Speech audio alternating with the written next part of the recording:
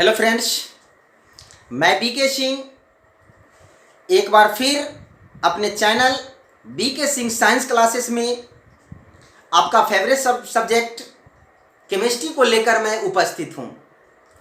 और मैं आज कई महीनों बाद लाइव आया हूं। अब मैं रेगुलर रहूंगा, रोज वीडियो डालूंगा, आप लोग देखें। आप लोग यदि नए हो चैनल पर तो चैनल को सब्सक्राइब कर लें, शेयर कर दें। कोई भी अगर प्रॉब्लम हो केमिस्ट्री में जो मैं पढ़ाऊंगा उस टॉपिक में तो कमेंट में ज़रूर बताएं। मैं क्लास 11th का ऑर्गेनिक बताऊंगा। पर डे मैं एक वीडियो डालूंगा, आप लोग रोज देखें। यह वीडियो 30 से 45 मिनट 50 मिनट तक का हो सकता है। इसको देखें, लिखें, जहां समझ में ना आए तो वहां पर कमेंट में आप लोग बताएं। तो मैं आज एकदम बेसिक क्लास से ऑर्गेनिक केमिस्ट्री शुरू करने जा रहा हूं। क्लास 11th ऑर्गेनिक केमिस्ट्री, कार्बनिक रसायन। ये क्या होता है? कार्बनिक रसायन। कार्बनिक रसायन रसायन शास्त्र की एक शाखा होती है जिसके अंतर्गत हाइड्रोकार्बन और उसके व्युत्पन्नों का अध्ययन किया जाता है। तो ये हाइड्रोकार्बन आप लोग पिछले वीडियो में पीछे देख सकते हैं, बता चुके हैं एकदम जीरो लेवल से। फिर भी मैं बताऊंगा कि हाइड्रोकार्बन क्या होता है। तो हाइड्रोकार्बन जो होता है वो हाइड्रोजन और कार्बन से मिलकर बना यौगिक होता है। तो ये हाइड्रोकार्बन एल्केन,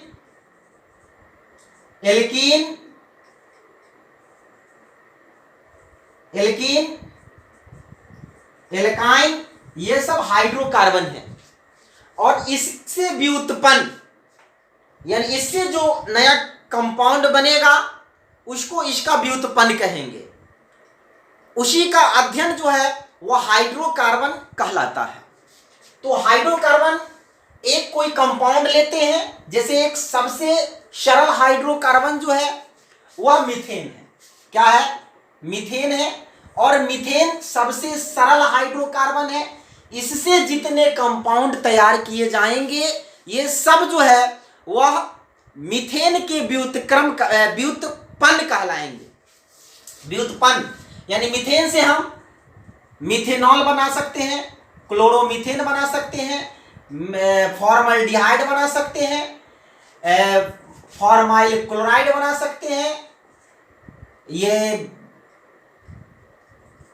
इस प्रकार जो है मिथाइल एमीन बना सकते हैं। तो ये सब जो हो गया ये सब मीथेन के व्युत्पन्न हो गया।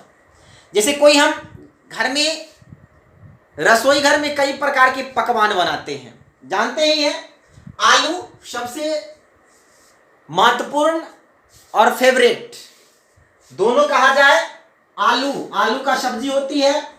तो आलू से कई प्रकार के व्यंजन तैयार किए जाते हैं। आलू से आलू दम सब्जी बनाई जाती है, आलू का भुजिया बनाया जाता है, आलू का चिप्स बनाया जाता है, आलू का चटनी बनाया जाता है। आलू से और न जाने क्या क्या व्यंजन बनाए जाते हैं, समोसा भी बनाया जाता है। तो ये सब जो है आलू के व्युत्पन्न कहलाते हैं। तो उसी प्रकार हाइड्रोकार्बन और उसके व्युत्पन्नों का अध्ययन ही कार्बनिक रसायन है। यानी यदि हम हाइड्रोकार्बन का भी स्टडी करेंगे और इससे जो बनेगा एल्कोहल, एल्डिहाइड, जो भी कीटोन, वो सब का अध्ययन जो है हम कार्बनिक रसायन में करेंगे। तो चलिए क्लास 11th, ये सब बेसिक चीज है। पहले सिलेबस में बताता हूं कि ऑर्गेनिक केमिस्ट्री में क्या क्या पढ़ना है। उसके बाद में chapter by chapter, line by line मैं पढ़ाऊंगा। कहीं भी आप लोगों को प्रॉब्लम हो तो आप मुझे मैसेज में बता सकते हैं कि सर ये नहीं समझे, मैं उसको फिर से समझाने की कोशिश करूंगा। तो चलिए सबसे पहले ऑर्गेनिक केमिस्ट्री में सबसे पहले पढ़ना है hello alkene and hello arene. मैं बताता हूं लिख करके। ये जो 3 टॉपिक दिखाई दे रहे हैं आप लोगों को, सबसे फर्स्ट जो चैप्टर है उसको कहते हैं organic chemistry basic principle, basic principles and technique, ये फर्स्ट चैप्टर है। कार्बनिक रसायन, मूलभूत सिद्धांत एवं तकनीक। ये कार्बनिक रसायन क्या है, इसका यूज कैसे होती है, हमारी यह दैनिक जीवन में किस प्रकार उपयोगी है, उसके बारे में हम सबसे फर्स्ट चैप्टर में पढ़ेंगे।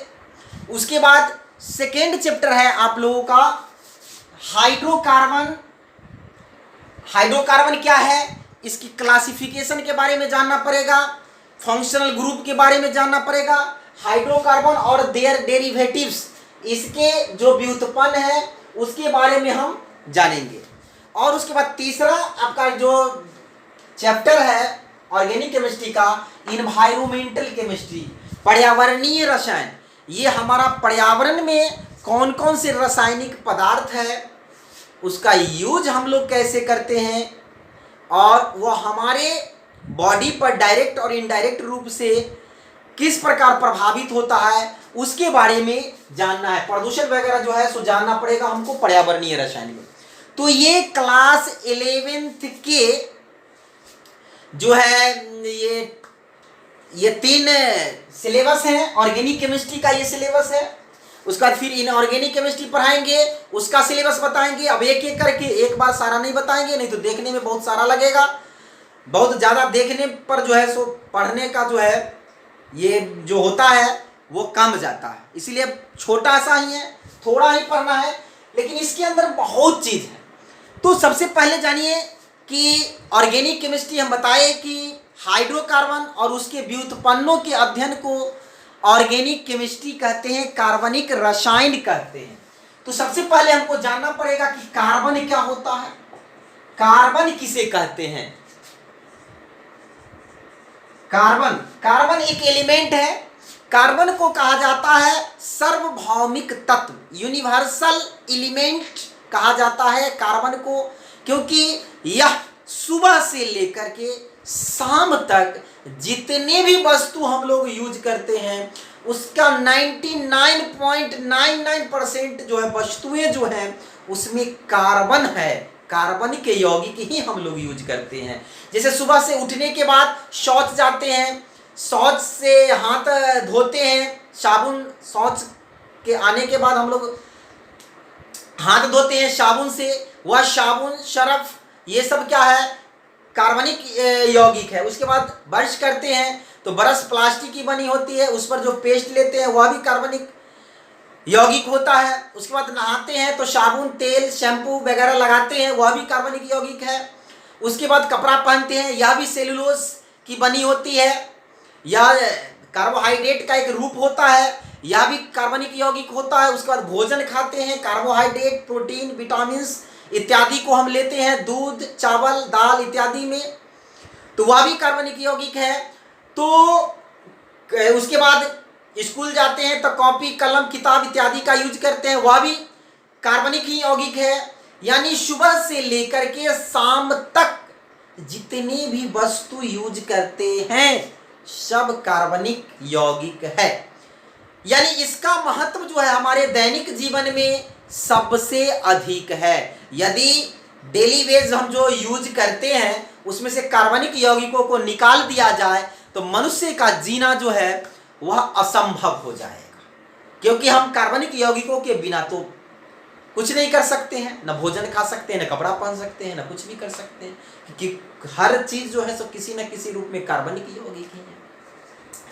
चलिए, तो सबसे पहले हम कार्बनिक रसायन जो है इसका ब्रांच पढ़ लेते हैं कि कार्बनिक रसायन का कई ब्रांच हैं। ऑर्गेनिक केमिस्ट्री का जो है इंडस्ट्रियल केमिस्ट्री, औद्योगिक रसायन, मेडिसिनल केमिस्ट्री, ये हो गया आपको औषधीय रसायन, ये सब जो है इसका ब्रांच है। इसको कई ब्रांच में बांट दिया गया है ताकि उसका आसानी से अध्ययन कर सकते हैं। तो चलिए हम एक एक करके उसके ब्रांच के बारे में जानेंगे, उसके बाद उसका इंपोर्टेंस के बारे में जानेंगे। तो चलिए सबसे पहले जानते हैं, देखिए ऑर्गेनिक केमिस्ट्री के मुख्य ब्रांच जो होते हैं वह तीन ही है। मेडिसिनल केमिस्ट्री, औषधीय रसायन, जिसमें कई प्रकार के जो औषधि होती है, दवाई होती है, उसको तैयार किया जाता है, जिसका दैनिक जीवन में यूज किया जाता है।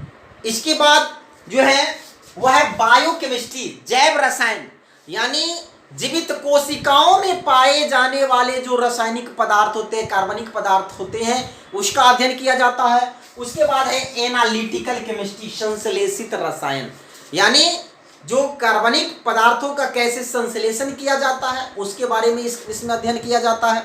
तो चलिए आज हम इतना ही रहने देते हैं। हम कल फिर वीडियो डालेंगे, वह 0 लेवल से डालेंगे। तो उससे पहले आप लोगों को कुछ HW के रूप में दे देते हैं कि लैंग्वेज ऑफ केमिस्ट्री में जो है एक जान लीजिए, ये सब जानना है, बेसिक चीज है, जानना ही पड़ेगा। तब आगे जो है आप किसी भी हाइड्रोकार्बन को और उसके डेरिवेटिव्स को आप आसानी से नामकरण कर सकते हैं। तो एक को केमिस्ट्री की भाषा में मोनो कहते हैं, 2 को डाई कहते हैं, 3 को ट्राई कहते हैं, 4 को टेट्रा कहते हैं, 5 को पेंटा कहते हैं, 6 को हेक्सा कहते हैं, 7 को हेप्टा कहते हैं, 8 को ओक्टा कहते हैं, 9 को नोना कहते हैं, 10 को डेका कहते हैं। चलिए कम से कम 10 तो जानना ही पड़ेगा। 11 को अंडे का, 12 को डोडेका, ट्राइडेका इत्यादि कहते हैं, 20 वाले को इकोस कहते हैं, 100 वालों को हेक्ट बोला जाता है। तो कम से कम ऑर्गेनिक केमिस्ट्री जानना है तो 10 तो ये जानना ही पड़ेगा।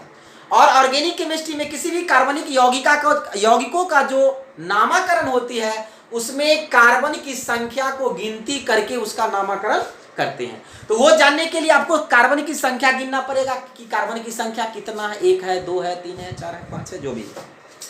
तो कार्बन की संख्या यदि 1 है तो उसका नाम स्टार्ट करेंगे मेथ से।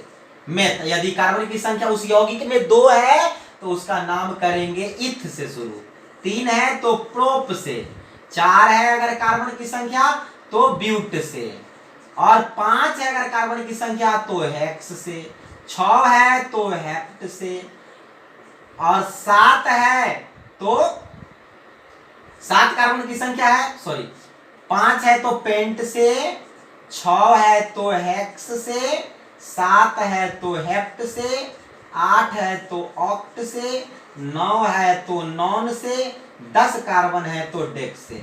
आप और पूरे ऑर्गेनिक केमिस्ट्री पढ़ लीजिए तो उसमें 10 कार्बन से ज्यादा वाले यौगिक आएंगे ही नहीं। अगर आ गए 11 आएंगे तो अनडेक्स से शुरू कर देंगे, 12 आएगा तो डोडेक्स से शुरू कर देंगे, लेकिन 10 कार्बन आते आते आपका पूरा 11th 12th खत्म हो जाएगी। तो हाँ देखिए, अब मैं एक ऑर्गेनिक केमिस्ट्री जो है 11th क्लास का वीडियो डालूंगा, तो फिर एक 12th क्लास का भी सुबह और शाम 2 वीडियो मेरा चलेगा। वह आधे घंटे से लेकर 40, 45, 50 मिनट तक का हो सकता है। आप लोग देखिए, आप लोग को 0 से मैं ऑर्गेनिक केमिस्ट्री में हीरो बना दूंगा। बस 0 से हीरो बनना है। तो बस इस चैनल को देखें, चैनल को शेयर करें, सब्सक्राइब करें, लाइक करें। कोई प्रॉब्लम हो तो आप लोग जो है से जरूर बताएं। तो चलिए धन्यवाद, गुड नाइट, फिर कल मिलते हैं इसी समय। बस मस्त रहे, तंदुरुस्त रहे, बस पढ़ते रहें।